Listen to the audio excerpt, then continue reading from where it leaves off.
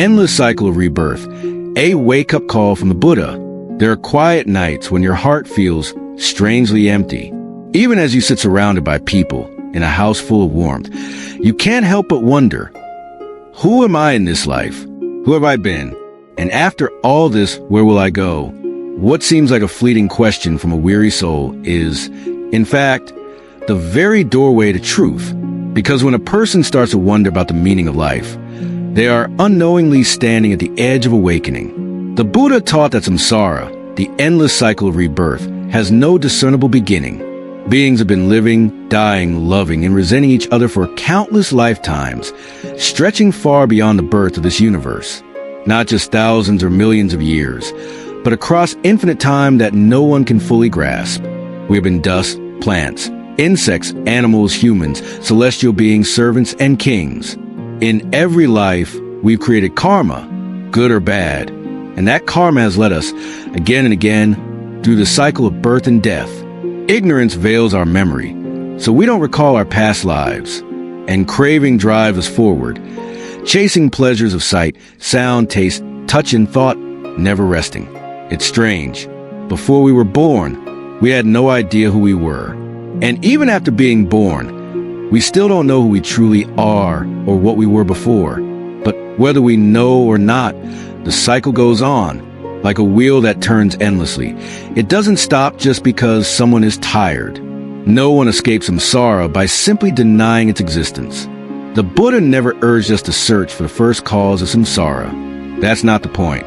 What matters is not where we began, but whether we are ready to end it, right here, right now, in this very life. Every time a thought of desire, anger, or jealousy arises, we mark another turn on the wheel of rebirth. Every time we cling blindly to something, we pave the way for another cycle of suffering. And every moment we live in forgetfulness, we keep the wheel spinning. The door to liberation isn't hidden in the distant past or buried in the uncertain future. It lies in the present moment, when we finally see the futility of walking in circles and feel a deep longing to step out, only when we realize we've been wandering too long, carrying the weight of too many lifetimes, will the desire for freedom become not just a choice, but a necessity. No one can endure the endless repetition of birth, aging, sickness, and death, of loving and losing, of hoping and being disappointed forever. So if this life feels exhausting, don't despair. Feeling tired is a sign you're starting to recognize samsara, and to see suffering clearly is the first step toward ending it. The Buddha never forced anyone to believe, but he did leave behind a simple truth. As long as one does not grow weary of samsara, one will continue to spin within it. The origin of samsara, ignorance and craving. If samsara is an endless cycle, then what keeps it turning are two subtle yet powerful forces, ignorance and craving. Ignorance is not simply a lack of information. It is a dense veil covering the mind, blinding us from seeing life's true nature. We fail to recognize the impermanence of all things. We don't see that everything is constantly arising and fading away. We cling to the illusion of a permanent self, holding on tightly to this body, these achievements, these relationships, forgetting that they are as fleeting as morning dew on grass. Ignorance keeps us from understanding what suffering truly is, what causes it, and how it can be brought to an end. We chase illusions of happiness, believing we'll find peace in wealth, love, or status. But the more we chase, the farther we drift from the truth. Out of this darkness, craving begins to arise. It is a desire to live forever, to possess, to indulge in pleasures, to continue existing in some form, or even to cease existing at all. Craving is not just simple wanting. It is a deep-rooted attachment that holds us tight and refuses to let go. The stronger the craving, the deeper the entanglement. Together, ignorance and craving form the powerful engine that drives beings through endless lifetimes. This is what creates karma, the actions shaped by thoughts, words, and deeds born from delusion and desire. Karma does not vanish with death. It flows silently, like a current, recording the imprint of our consciousness and carrying us forward into future rebirths. For someone who has never looked deeply into the nature of suffering, who has not examined the roots of desire within, countless lives may pass, yet they remain caught in the same closed circle. Birth follows death, joy turns to sorrow, like a sleepwalker trapped in a dream without end. But understanding this truth is not meant to frighten us. It is meant to awaken us. Only by seeing the true roots of this endless repetition can we begin the journey to break free. There's an unforgettable analogy the Buddha once used, one that pierces to the heart like a quiet truth. He said that beings trapped in samsara are like a blind man searching for a black ox in the dead of night. The world around is already shrouded in darkness, and the seeker has no eyes to see.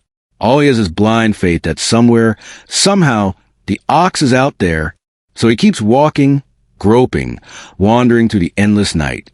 Each step doesn't bring him closer to truth. It only stretches his confusion a little longer. The Buddha offered another image, a man standing on the ground, trying to shoot an arrow at a star in the sky.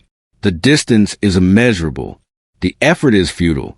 Yet beings, driven by delusion and craving, keep trying to grasp happiness by chasing the 5 sensual desires: fame, wealth, beauty, indulgence, pleasure, without realizing that these are mere illusions, like stars far beyond the reach of any arrow. Every day we act, but most of the time we act out of emotion. Anger drives us to speak words that wound. Desire pushes us to ignore right and wrong. Jealousy leads us to scheme against others. And each of these choices is no different from the blind man in the dark, or the archer aiming at the sky, lost in effort, but missing the way. Only when we pause and ask ourselves, what am I doing? Where am I going? Can the first spark of clarity arise. Mindfulness becomes the eyes that allow the blind to see. Wisdom becomes the dawn that ends a long night. The endless bonds among all beings. The Buddha taught that it is nearly impossible to find a being who has never been our parent, sibling, or child across countless lifetimes. This profound truth reveals the deep, unbreakable connections that bind all living beings together. It is not merely the family ties we recognize in this life, but invisible threads that weave through countless past lives, transcending forms, crossing the boundaries of space and time. Those who seem strangers today may have been the closest loved ones in previous existences. Every kindness, every grudge, every act of love or resentment carries the imprint of countless cycles of rebirth. This connection is not just a matter of the past, but a vital lesson for the present. Every time we meet someone and feel a sudden sense of familiarity or irritation, affection or discomfort, we are witnessing reflections of profound relationships established long ago, since time without beginning. We are never truly alone on this journey. Every living being is part of an immense web of dependent origination, where our existence is intertwined with the existence of others. When we sow seeds of goodness or harm, it is not only ourselves who bear the consequences, but also countless lives around us. Awareness of this deep connection softens the heart, broadens understanding, and helps us cherish each moment together. Because no matter how this life changes, those invisible bonds remain, and we will meet again in many forms. With every breath and every step, we paint the wondrous tapestry of samsara, where all beings are siblings, parents, children, and inseparable friends. Abhidhamma's view on continuity, the endless flow of mind and matter. In Abhidhamma teachings, the idea of a permanent, unchanging self traveling from one lifetime to the next is recognized as a mistaken illusion crafted by the human mind. The deeper truth reveals a continuous, unbroken flow of mental and physical phenomena, known in Pali as nama, mind, and rupa, matter. There is no fixed entity that steps from one life to another like a solid object carrying a name or identity. Rather, existence is like the flame of a candle burning. This flame is not a tangible thing, but a phenomenon continuously igniting the next candle's flame. When one candle's flame goes out, another is lit, burning brightly and endlessly. This flow is life itself, a series of moments of mind and matter flowing through each other. Recognizing this truth, we come to see that our true nature does not rest on clinging to a fixed self. Instead, we are part of a living, dynamic flow, ever-changing and connected to countless variations throughout existence. This awareness opens a door to liberation, because when we let go of the idea of an unchanging self, we release attachment and step into true freedom. Our memories are closely tied to the body and mind of this present life. Yet, as we pass through the cycle of rebirth, each life arrives with a completely new form and state of consciousness. Every rebirth is a fresh beginning, changing not only the physical body but also the very nature of the mind. This profound transformation is why memories from past lives grow faint, like distant dreams forgotten upon waking. Our soul becomes a blank page entering a new existence, no longer carrying the ink stains of previous chapters. It is not that memories are lost forever, but that the fundamental shift in self overlays and conceals those recollections. In the unceasing flow of karma, past memories cannot cling or be carried forward, for they did, they will become burdens that hold us back from learning and growing. This is why we cannot clearly remember our past lives, because the new mind and body must be free to begin anew, unshackled by the weight of the past. Yet deep within, there flows an endless current of karma and experience beneath the surface of memory. This current cannot be seen with the naked eye or touched by hand, but it quietly shapes the course of our lives. Ocean of tears, the pain of endless wandering. Our tears have not just fallen in a single lifetime, but across countless lives within the endless cycle of samsara. The Buddha teaches that the number of these tears exceeds the waters of the vast oceans. These tears are more than just expressions of personal sorrow. They are proof of an unbroken chain of loss, separation, and suffering that never ceases. We have cried through difficult births, endured the agony of sickness, mourned the loss of loved ones, and felt the deep loneliness of a wandering soul with no resting place. Each tear is not merely an individual pain, but the cry of a long spiritual journey, where beings are torn between desire and ignorance, between hope and despair. This ocean of tears reflects our weary wandering, as we continuously seek happiness, yet can never truly hold on to it. No matter how many times we reach out for peace, we fall again into the traps of suffering, loss, and impermanence. Yet beneath these tears lies a profound longing, the longing to break free from the cycle of rebirth, to find true peace, and to no longer weep. The Buddha revealed the path to escape this ocean of tears, the path to end craving and ignorance, allowing the soul to be liberated and find the shore of eternal happiness. The mountain of bones, a living image of endless rebirth. The Buddha once pointed to the majestic Vapula mountain and said that if one were to gather all the bones of a single being from countless lifetimes, the pile of bones would rise higher than that very mountain. This statement is more than just a metaphor. It's a profound reminder of samsara's endless cycle, the continuous flow of life and death. Imagine each lifetime as a grain of sand, and every bone is a lasting trace of that long journey. Through every existence, a being experiences joy, pain, survival, and loss. Each life leaves a solid imprint, with bones quietly piling one upon another, building a mountain beyond measure. Here's a vivid example. When someone passes away in this world, their physical body becomes just a small collection of bones. But from a Buddhist perspective, each bone represents the accumulation of a long chain of past lives. Every lifetime adds a layer of bone, a layer of experience, a layer of karma. And so, that mountain of bones keeps growing day by day, proving the endless nature of the cycle of birth and death. The image of the mountain of bones invites us to reflect. Are we still piling up worries, desires, and anger with every passing day? Or have we begun to let go, so that no more bones add to that mountain? Only by understanding the infinite cycle of samsara can we truly realize the importance of escaping the painful cycle of rebirth. The 6 sense doors, gateways to samsara. Our life is intimately connected to 6 senses: eyes, ears, nose, tongue, body, and mind. Each sense acts as a door opening to the outside world. But at the same time, it is a gateway leading us deeper into the endless cycle of birth and death. When one of these senses comes into contact with an object, a flash of light hitting the eye, a sound echoing into the ear, a scent drifting into the nose, a taste lingering on the tongue, a touch felt on the skin, or a thought stirring the mind, a complex chain reaction begins inside our consciousness.